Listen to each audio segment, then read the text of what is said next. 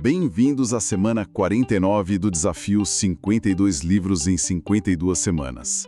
Na semana passada falamos de organização de forma geral e hoje vamos de 5S, que é o que pode dar um norte para a nossa organização.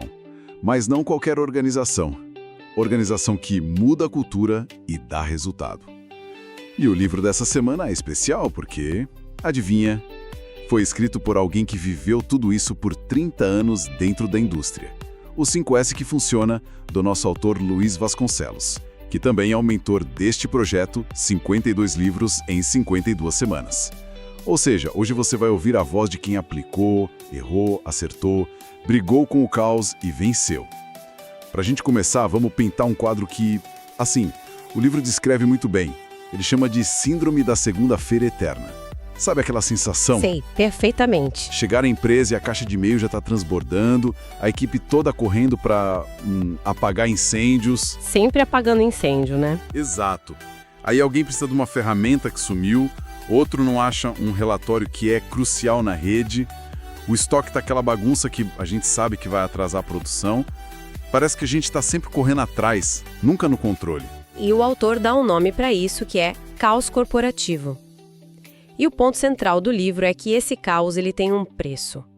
E olha, é um preço altíssimo. E não é só o dinheiro, né? Não de jeito nenhum. Não é só o dinheiro do retrabalho ou do material que se perdeu. É um custo que, assim, ele se espalha por toda a organização. São horas de produtividade que simplesmente evaporam enquanto o pessoal está procurando coisas. É a segurança, que fica comprometida, corredor bloqueado, risco de acidente. É o moral da equipe que vai lá para baixo, porque, vamos combinar, trabalhar no estresse constante é muito desgastante. Cansa demais. E no fim da linha, claro, é a qualidade que sofre, porque os erros internos, uma hora, eles chegam no cliente. Não tem jeito. Essa conexão é fundamental. O livro traz um caso que ilustra isso de um jeito que é quase desesperador. É o dono de uma pequena fábrica de tintas que ligou para o autor. Essa história é ótima. Desesperado mesmo. A produção dele parava várias vezes por semana. E o motivo? Não encontravam embalagens. Uma coisa simples. Simples. O custo disso já passava de milhares de reais, sem contar a fúria dos clientes com os atrasos, né? A pergunta dele, que eu acho que ecoa na cabeça de muito gestor, foi: tem que ter um jeito melhor de fazer as coisas? Não tem? E essa pergunta é o ponto de partida para tudo. A resposta do livro é: sim, tem um jeito melhor. E ele se chama 5S. Que muita gente acha que é só arrumação. Exatamente. Ouve 5S e pensa logo em limpeza, arrumação, mas essa é uma visão, assim, muito superficial. O livro posiciona o 5S como uma filosofia de gestão japonesa. É um sistema integrado para organizar não só o espaço físico, mas a mente e os processos. Interessante. Ele se baseia em 5 pilares, ou 5 sensos em japonês, que formam um caminho lógico. É o seiri, que é a utilização, seiton, organização, seizo, limpeza, seiketsu, que é a padronização, e por fim o shitsuke, a disciplina. É um mapa, sabe, para sair do caos. Então vamos seguir esse mapa. O primeiro passo, o seiri, ou o senso de utilização, é descrito no livro como o mais doloroso. Esse dói. A ideia é separar o que é necessário do que não é e ter a coragem de descartar o inútil. É aqui que a gente encara aquele apego, o famoso vai que um dia eu precise. Exatamente. E o autor usa uma metáfora genial para isso, o cemitério de latas. Ele diz que toda empresa tem esse lugar. Pode ser um canto do almoxarifado, um mezanino esquecido. Sempre tem. É onde vão parar os itens problemáticos. Aquele lote de tinta que saiu com a cor um pouquinho errada, a matéria-prima que está em quarentena há meses, o equipamento obsoleto. É o peso morto da operação.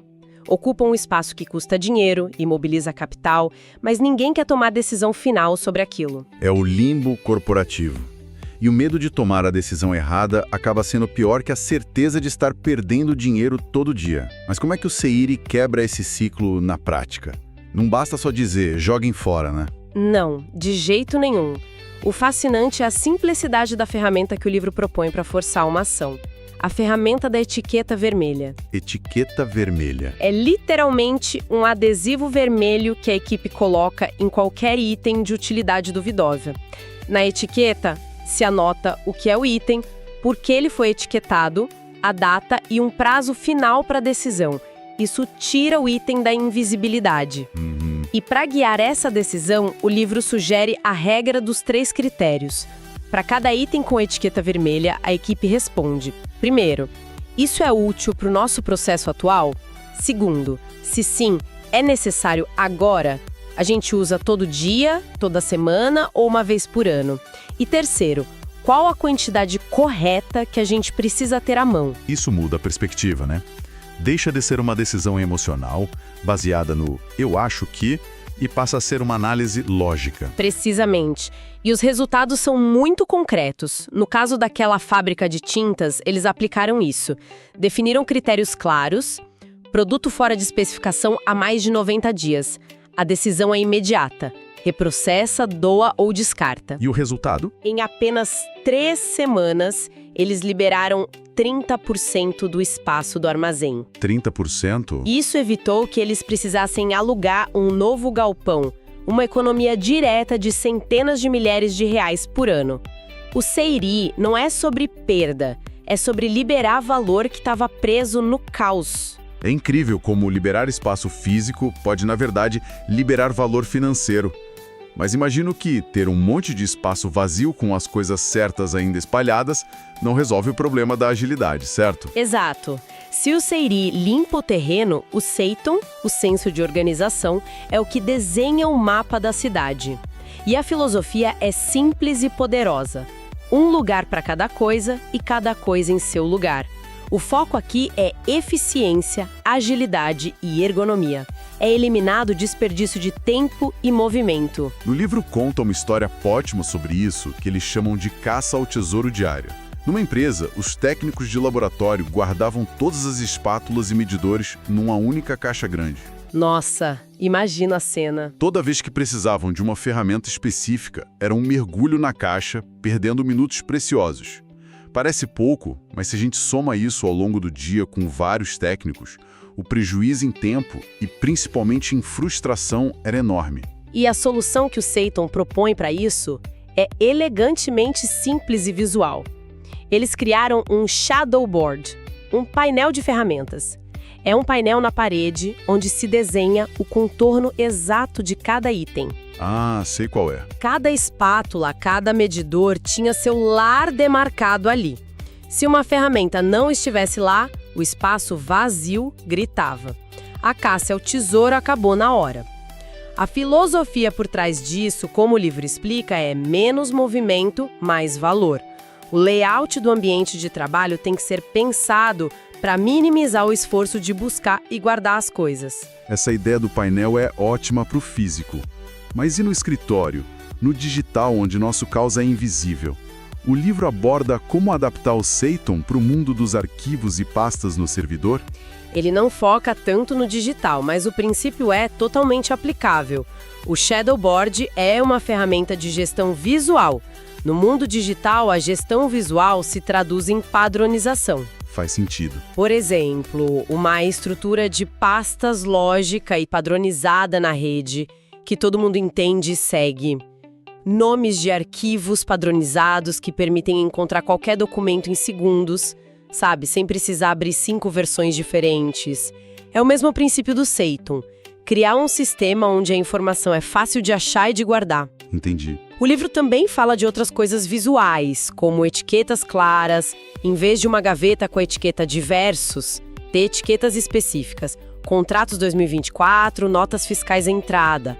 É dar um endereço claro para cada informação, seja física ou digital. Entendi. A lógica é a mesma. Tornar o invisível, visível e o confuso, óbvio. Bom, já limpamos o desnecessário com o Seiri e organizamos o que ficou com o Seiton. Agora, a gente chega no terceiro S, o Seizo, o senso de limpeza. E aqui o livro lança uma provocação forte. A sujeira não é só sujeira. Ela é um sintoma que pode esconder problemas milionários. Essa é uma das viradas de chave mais poderosas do 5S. O Seizo ressignifica a limpeza. Não se trata da faxina de sexta-feira, sabe? A definição formal é limpar para inspecionar o ambiente e eliminar as fontes de sujeira. As palavras-chave aí são inspecionar e eliminar as fontes. Exatamente.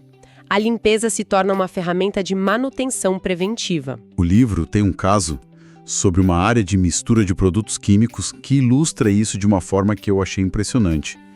Pequenos derramamentos nos equipamentos eram comuns e a rotina era simplesmente limpar. Era visto como parte do trabalho. Exato. A sujeira era normalizada. Com a implementação do Seizo, a pergunta mudou. Em vez de só onde está sujo, a equipe foi treinada para perguntar por que está sujando. Ao investigar a origem de pequenos e constantes derramamentos em uma máquina, eles descobriram que o vedante de uma das misturadoras estava começando a falhar. Era um vazamento mínimo, quase imperceptível. Se não fosse essa inspeção durante a limpeza, o problema só seria notado quando o vedante falhasse de vez. E aí seria uma parada de máquina, caríssima, perda de produto. Exatamente, uma perda enorme. Isso muda completamente o papel da equipe. Eles deixam de ser reativos, que só limpam a consequência, para se tornarem proativos, identificando a causa do problema. O status da função muda. A limpeza vira investimento. Perfeitamente colocado. A limpeza deixa de ser um custo e vira um investimento em confiabilidade. O livro introduz a filosofia do brilhar para encontrar. A ideia é limpar os equipamentos a um ponto de brilho tal que qualquer anomalia, um parafuso solto, uma pequena rachadura, uma gota de óleo onde não deveria ter, se torne imediatamente visível. A sujeira mascara os problemas. A limpeza os revela. Temos então um ambiente sem excessos, organizado e que é inspecionado diariamente pela limpeza. Mas aí vem o grande desafio. Como garantir que isso dure? Quem nunca fez uma grande arrumação na mesa do escritório só para ver a bagunça voltar em um mês? O livro chama isso de maldição do voltar a ser como era antes. Essa maldição é o sintoma da falta dos dois últimos pilares, que são os que sustentam todo o sistema. O primeiro deles é o seiketsu, senso de padronização. Se os 3 primeiros S's são o evento, a grande mudança, o seiketsu é o que transforma essa mudança em hábito. Ele cria as rotinas, as regras, os padrões visuais para que as conquistas sejam mantidas. E como isso funciona na prática para não virar só mais burocracia? O livro dá o exemplo da área de dosagem de pigmentos. Depois de organizar tudo, o desafio era manter, né? Cada colorista tinha seu jeito de guardar os frascos e a confusão ameaçava voltar. A solução com o seiketsu foi criar padrões claros e visuais. Tipo, as prateleiras foram etiquetadas com o nome e código de cor de cada pigmento. Os frascos também foram padronizados. E, o mais importante, criaram um checklist simples de final de turno. O operador verificava se cada pigmento estava no seu lugar, se a área estava limpa e assinava. Essa rotina simples de poucos minutos tornou o padrão parte do trabalho. certo, o padrão cria o caminho, mas ainda precisamos que as pessoas queiram seguir esse caminho. E isso nos leva ao último S, o shitsuki, o senso de disciplina. Honestamente, a palavra disciplina soa como algo pesado, né? Meio militar. É verdade. A palavra assusta um pouco. E o livro é muito claro sobre isso. Shitsuki não é sobre punição ou vigilância. É sobre autodisciplina. É criar um ambiente onde as pessoas escolhem seguir os padrões porque entendem o valor deles. A disciplina aqui é a consequência de um trabalho bem feito de engajamento, não a causa. E quais seriam as estratégias para cultivar essa autodisciplina? O livro detalha algumas que são fundamentais. A primeira, e mais importante, é a liderança pelo exemplo. Os gestores têm que ser os primeiros a seguir. Se o líder deixa a mesa dele bagunçada, a mensagem é clara, né? Totalmente. A segunda é comunicação e reforço positivo. Usar murais de reconhecimento com fotos do antes e depois, destacando equipes exemplares. E a terceira é um ciclo de auditorias e celebrações. Fazer auditorias periódicas não para punir, mas para encontrar pontos de melhoria, E crucial, celebrar as vitórias. Celebrar a manutenção do padrão, a redução de um indicador, isso mantém a motivação lá em cima. A história do chefe faz tudo dos 5S que o livro conta parece ser a lição definitiva sobre isso.